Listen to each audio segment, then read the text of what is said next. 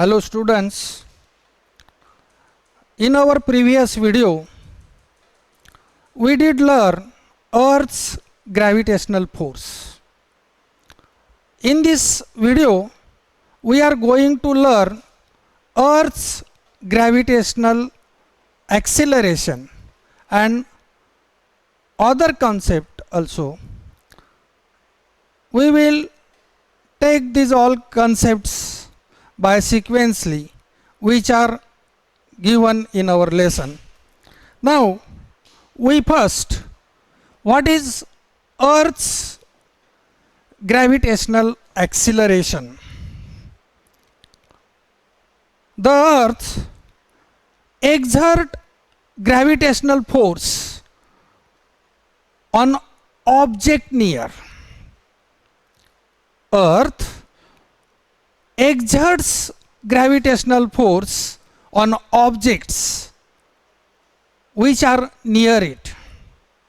पृथ्वीच्या जवळ असलेल्या सर्व ऑब्जेक्ट्सवर पृथ्वी ग्रॅव्हिटेशनल फोर्स ॲक्ट करते, अप्लाय करते, हे आता आपल्याला माहीत झालेलं आहे. According to the Newton's second law of motion, a force acting on a body results in its acceleration. Force acting on a body results in its acceleration. त्याचा परिणाम काय होतो?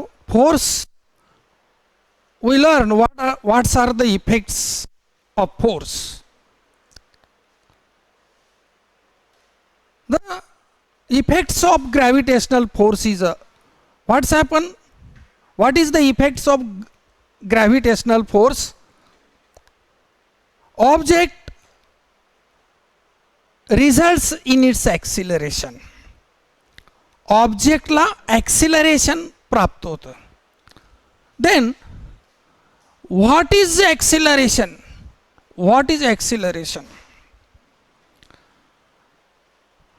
We know it, we learn it in our previous standards. What is acceleration? Acceleration is the rate of change of velocity due to the application of gravitational force of Earth.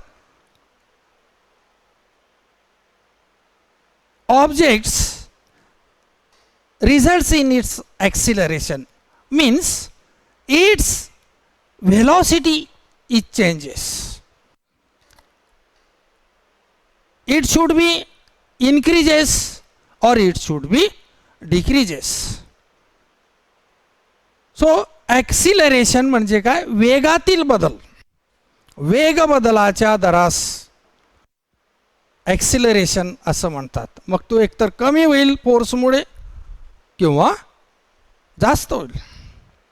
Thus gravitational force due to Earth on the body results in its acceleration. This is called acceleration due to gravity and it is denoted by g. This is called acceleration due to gravity. The acceleration which is occurs only due to the force of gravity of Earth, that is called as Earth's gravitational force, and it is denoted by small g. Acceleration is a vector quantity. Acceleration is a vector quantity. Now we know what is vector quantity. Vector quantity is expressed in direction and magnitude. Vector quantity व्यक्त होण्यासाठी परिमाण आणि दिशा या दोन्हींची गरज असते. आणि हे ग्रॅव्हिटेशनल ॲक्सिलरेशन व्यक्त होण्यासाठी दिशेची पण गरज आहे. So acceleration is a vector quantity.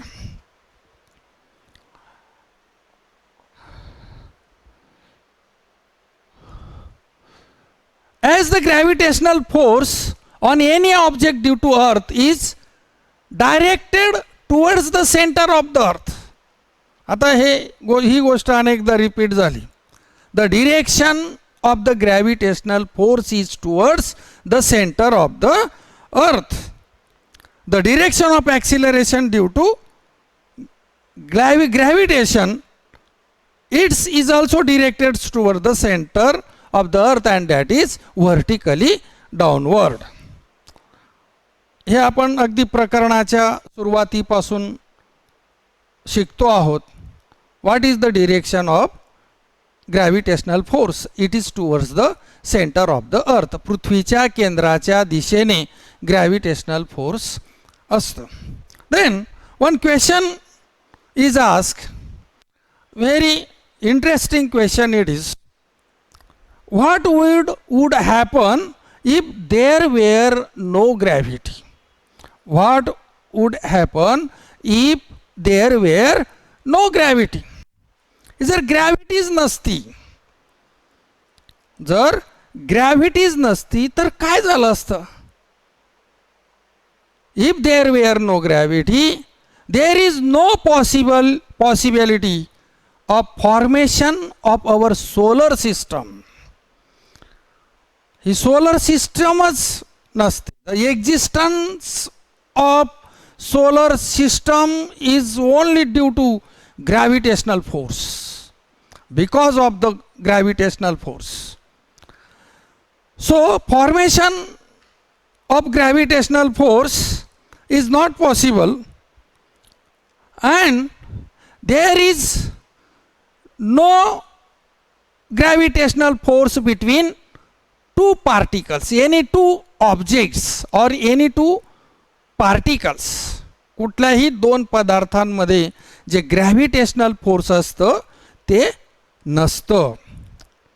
अशा प्रकारचं उत्तर आपण देऊ शकतो. What would happen if the value of G was twice as large? जीची व्हॅल्यू जर डबल झाली असती तर काय झालं असतं? Attraction between two particles would also doubled. दोन वस्तूंमधलं जे ग्रॅव्हिटेशनल फोर्स आहे ते सुद्धा कसं झालं असतं? दुप्पट झालं असतं, डबल झालं असतं.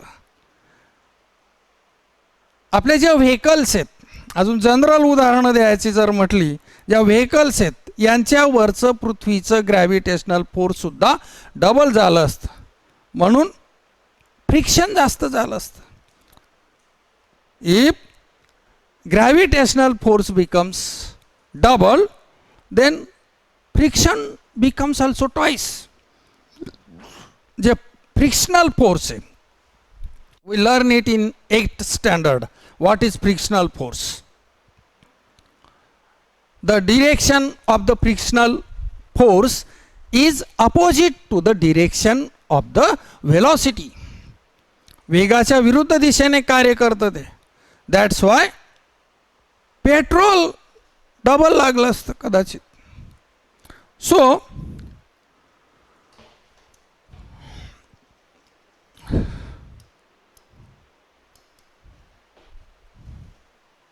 असं जात नाही पुढे ती. Then we see what is the value of G on the surface of the earth. हे आपण मॅथमॅटिकली विथ फॉर्म्युला बघणार आहोत की पृथ्वीच्या पृष्ठभागावरील जीची व्हॅल्यू किती. Value of G on the surface of the earth. We can calculate the value of G by using Newton's universal law of gravitational for an object of mass m. Mass m situated and distance r from the center of the earth. Now see this formula, F is equal to gmm upon r square. In this equation or formula, F is for force, g is for gravitational constant, and this capital M is stands for the mass of the earth, and this small m is stands for mass of an object, and here this r is stands for the distance between object and center of the earth, means radius of the earth. So we know that F is equal to mg, mass of an object, g for gravitational force of earth, F is equal to mg. Now put this value of F in this equation. So mg is equal to gmm upon r square. So g is equal to, पुढची step, g is equal to, आता बरोबर चिन्हाच्या डाव्या बाजूला हा जो m आहे हा गुणाकाराची क्रिया करतो आहे, तो बरोबर चिन्हाच्या उजव्या बाजूला जाताना भागाकाराची क्रिया करेल. So we want the value of g, त्याच्यामुळे आपण हा m त्या बाजूला पाठवणार आहोत. So g is equal to gmm upon r square multiplied by 1 upon m.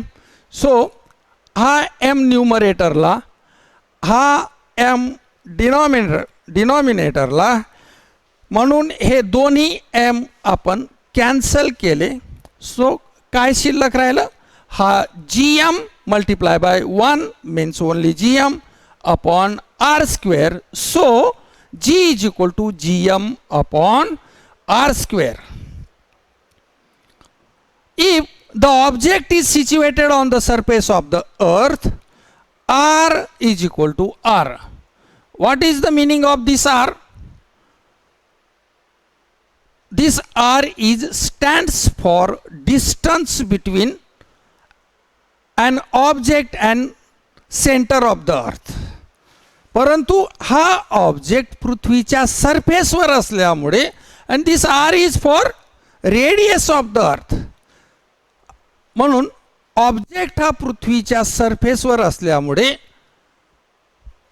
the small r is equal to capital R is equal to radius of the earth. Thus the value of g on the surface of the earth is g is equal to gm upon r square. हा formula लक्षात ठेवायचा आहे. g is equal to gm upon r square. Now we put the values of these terms in this formula. The value of gravitational constant means this capital G is 6.67 multiplied by 10 raised to minus 11. ही या capital G ची value.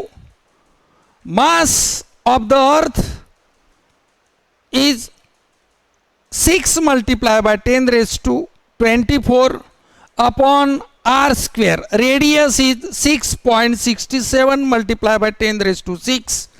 ह्या ज्या terms आहेत लक्षात घ्या, ह्या नेहमीसाठी लक्षात ठेवायच्या आहेत.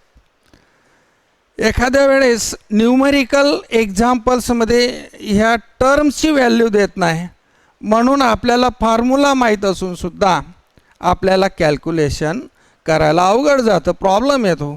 म्हणून ह्या नेहमी remember this values of mass of the earth, radius of the earth and gravitational constant of the earth. So value of G is 6.67 multiplied by 10 raised to minus 11. Value of m mean mass of the earth is 6 multiplied by 10 raised to 24. Value of r is 6.67 multiplied by 10 raised to 6 square. फॉर्म्युल्यामध्ये square आहे, त्याचा square केलेला, आणि हे calculation केल्यानंतर value येते 9.77 metre per second square. So the value of G on the surface of the earth is 9.77 metre per second square. आता बघा, as the mathematics rules, हे जे शतांश स्थानावरचा 7 आहे हा 5पेक्षा मोठा आहे, म्हणून हा 7चा आपण 8 करतो, 9.8. तर सिंगल दशांश चिन्हानंतर सिंगल डिजिटमध्ये जर आपल्याला लिहायचं असेल तर काय येणार उत्तर 9.8. So the value of G on the surface of the earth is 9.8.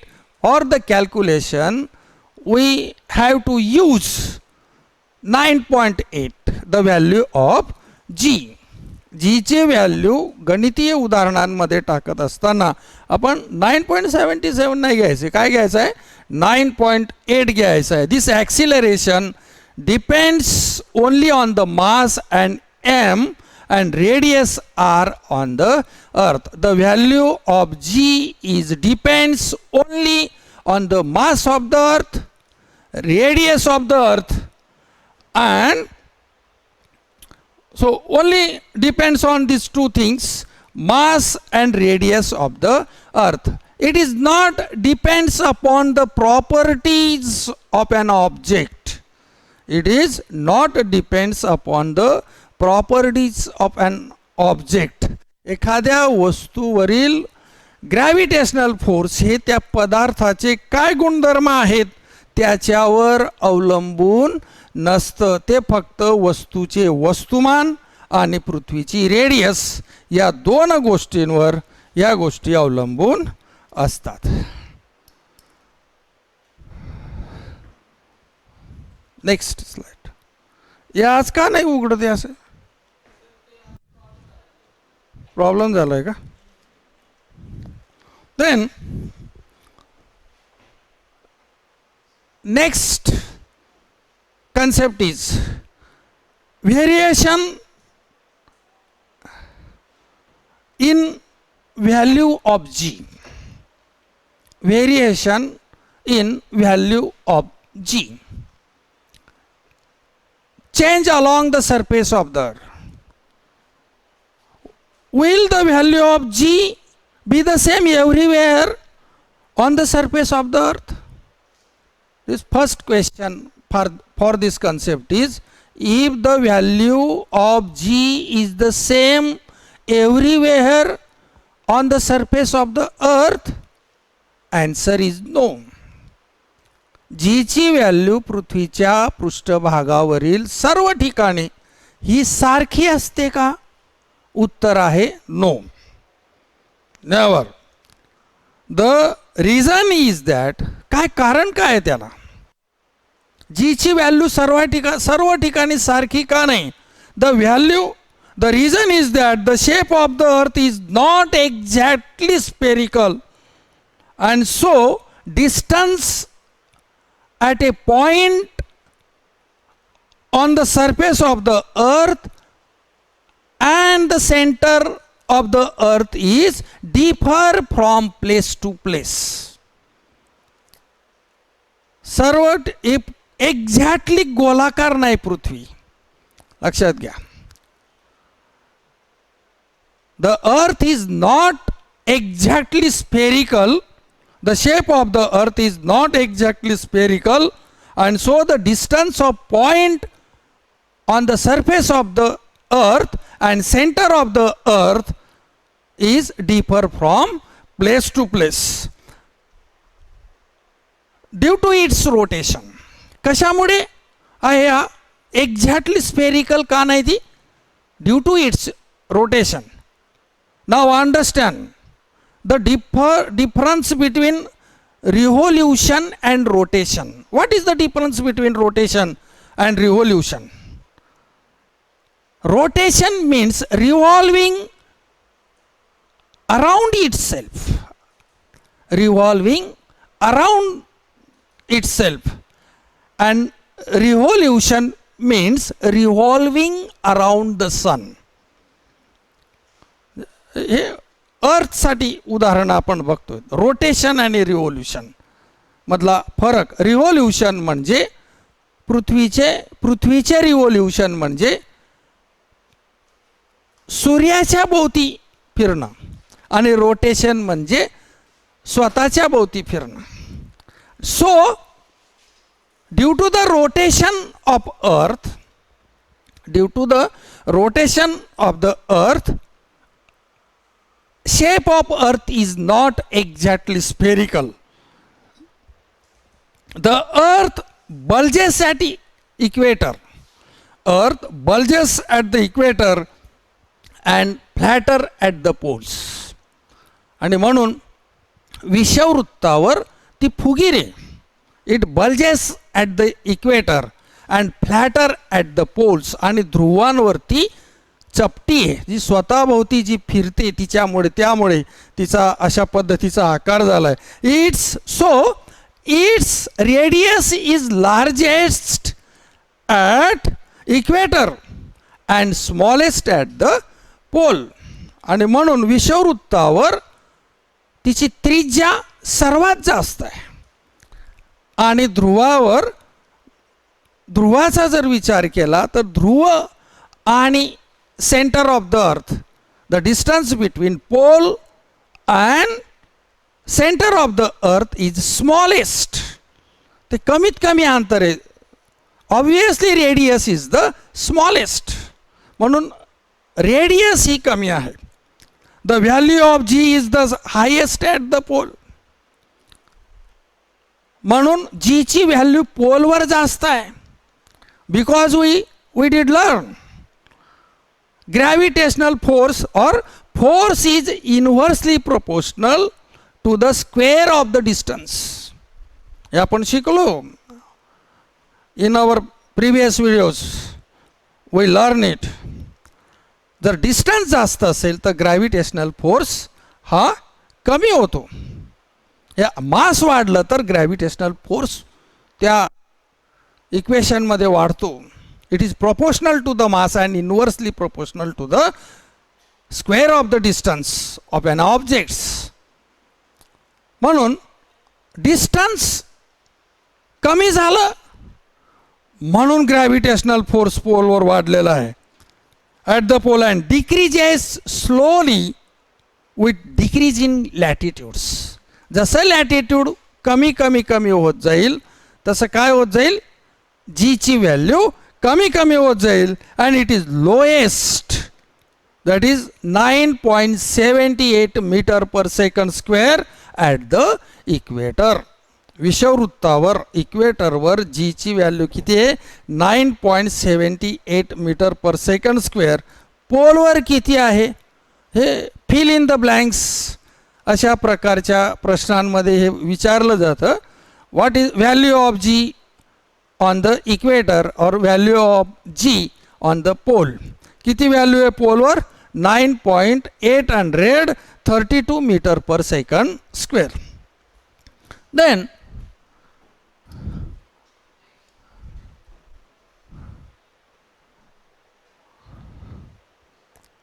next is variation in value of G change with height. The value of G also changes with height. As we go above the earth's surface, the value of G in equation 5 increases and value of G decreases. आपण equation बघितलं बघा, G is equal to GM upon R square. This is the equation number 5 होतं बघा. G is equal to GM upon R square. याच्यामध्ये काय, जसं जसं आपण पृथ्वीच्या वर जाऊ पृथ्वीच्या पृष्ठभागाच्या वरती जाऊ काय होणार, value of G is decreases, कारण हाईट वाढत जाणार आहे. However the decrease is rather small for height which are small in comparison to the earth radius. पण काय समजा नुसतंच थोडीशी उंची वाढली म्हणून जीची व्हॅल्यू लगेच खूप कमी होऊन जाते का. बघा एक उदाहरण घेऊया. For example, remember that the radius of earth is 6400 kilometre. पृथ्वीची त्रिज्या किती आहे, 6400 kilometre. The radius of an earth is 6400 kilometer. If an aeroplane is flying at the height 10 kilometer above the surface of the earth, the distance of the distance from the earth's surface changes from 6400 to 6410 kilometre. म्हणजे किती फरक झाला? फक्त 10 किलोमीटरचा फरक झालेला आहे. उदाहरणामध्ये पृथ्वीच्या पृष्ठभागापासून एरोप्लेन हे समजा 10 किलोमीटर अंतरावर उडतंय, म्हणून या एवढ्या थोड्याशा वाढलेल्या अंतरामुळे जीच्या व्हॅल्यूवर फरक पडत नाही. So and change in value of G due to it is negligible. On the other hand, when we consider an artificial satellite orbiting the earth, पण ज्या वेळेस आपण आर्टिफिशियल कृत्रिम उपग्रह हे जे आपण सोडतो यांचा आपण विचार करतो, we have to take into account the change in the value of g due to the large change in the distance of satellite from the center of the earth. पृथ्वीच्या केंद्रापासूनचं त्याचं जे अंतर आहे हे खूप जास्त आहे, म्हणून ते आपल्याला कॅल्क्युलेट करावं लागणार, ते आपल्याला विचार करावा लागेल. Some typical heights and the value of g at the height are given in the following table. एक टेबल दिलेलं आहे बघा, त्याच्यामध्ये वेगवेगळ्या व्हॅल्यू जीच्या पृथ्वीच्या सरफेसवर किंवा किती उंचीवर किती जीची व्हॅल्यू आहे हे दिलेलं आहे.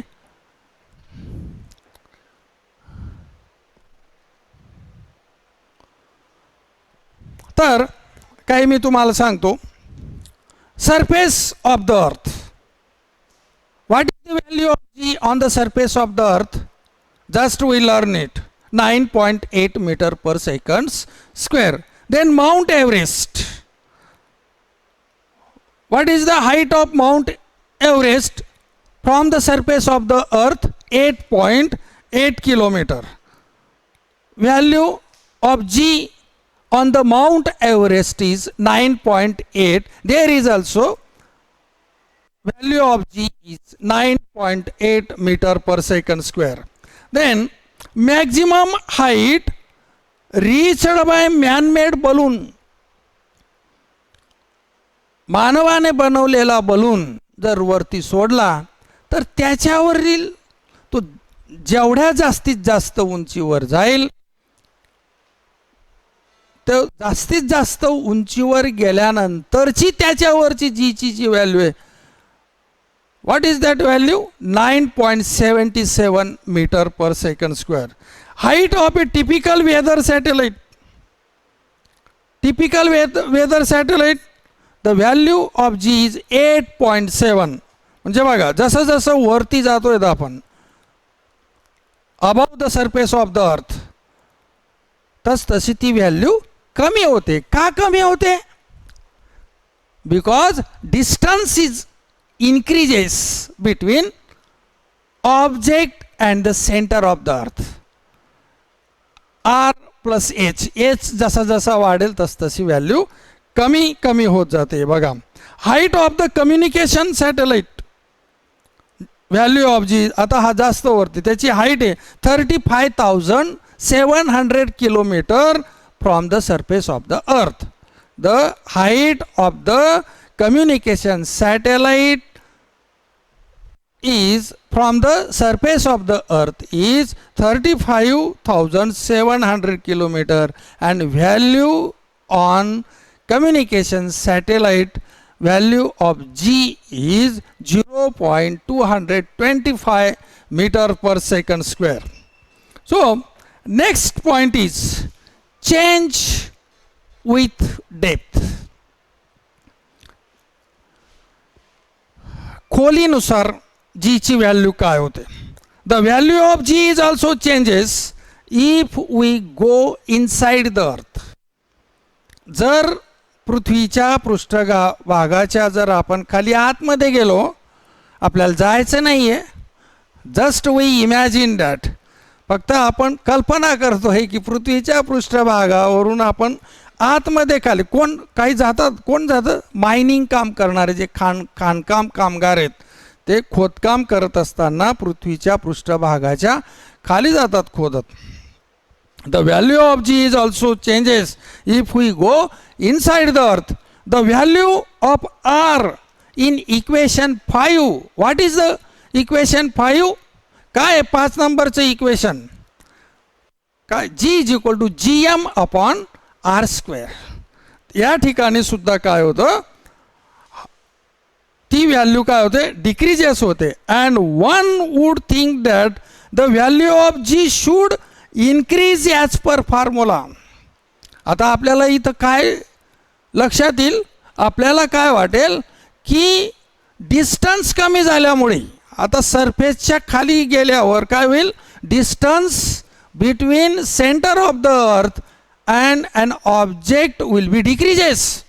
अंतर कमी झालं म्हणजे काय होतं, अंतर कमी झालं म्हणजे जीची व्हॅल्यू वाढते, पण ॲक्च्युली तसं होत नाही. काय कारण आहे त्याचं, द पार्ट ऑफ द अर्थ which contribute towards the gravitational force felt on a object also decreases.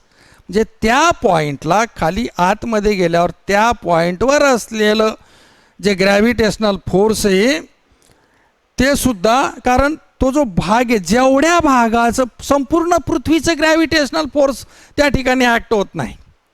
तो खाली गेल्यामुळे, पृथ्वीच्या आतमध्ये गेल्यामुळे तो ऑब्जेक्ट तिथून तर सेंटर ऑफ द अर्थ एवढा डिस्टन्सचं जे मास आहे तेवढंच मास कॅल्क्युलेट होणार. म्हणजे ज्याप्रमाणे रेडियस कमी झाली या उदाहरणामध्ये, तसंच माससुद्धा कमी केलं. Which means that the value of m to be used in equation also decreases. म्हणजे व्हॅल्यू एमची व्हॅल्यूसुद्धा या ठिकाणी कमी होणार.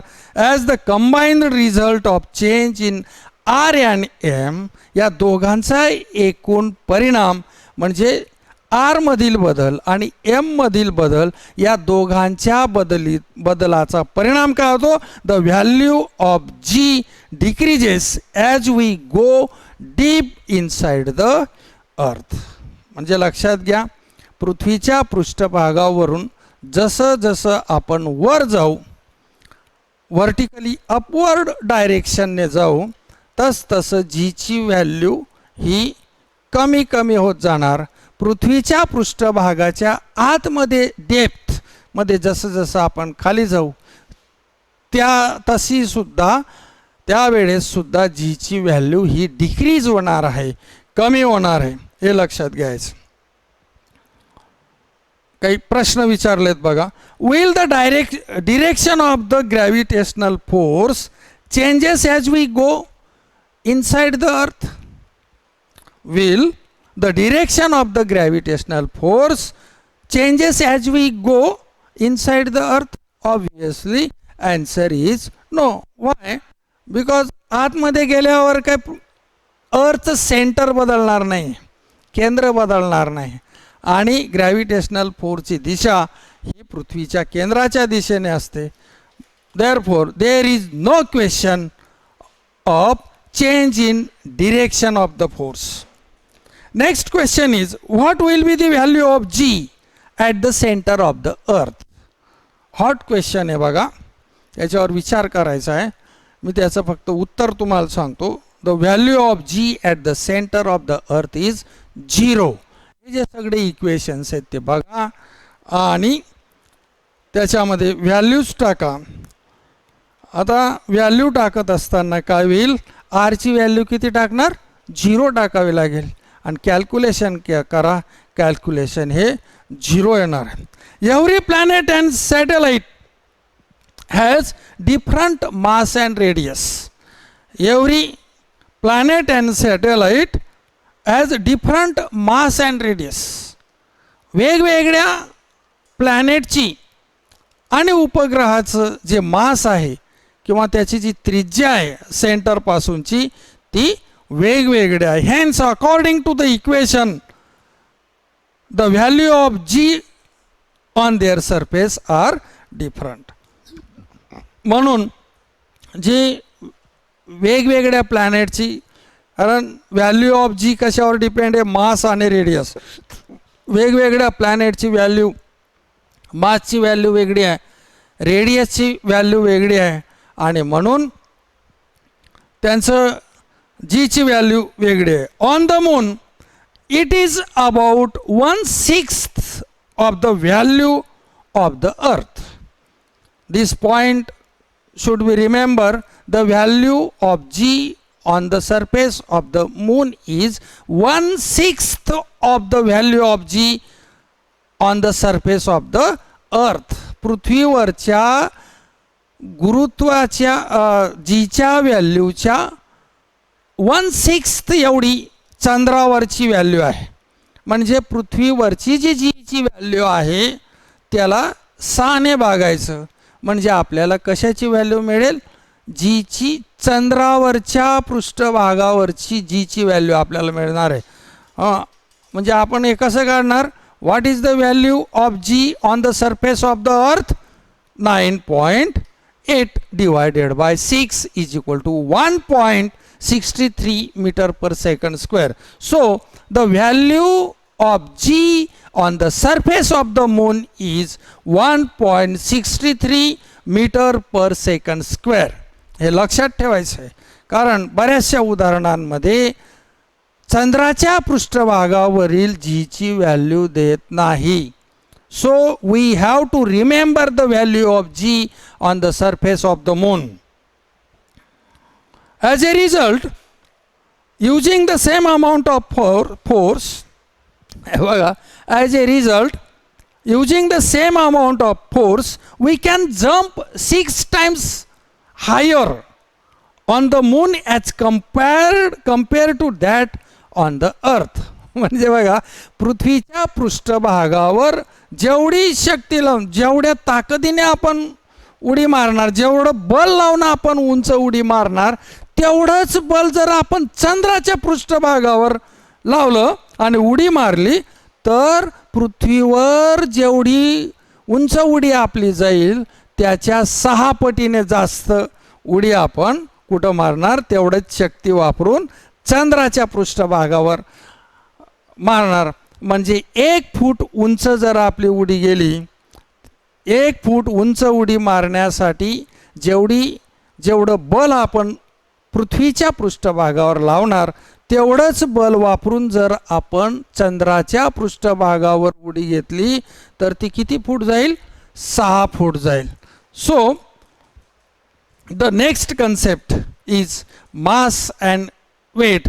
We will see this concept and also other concept in our next period. Thank you.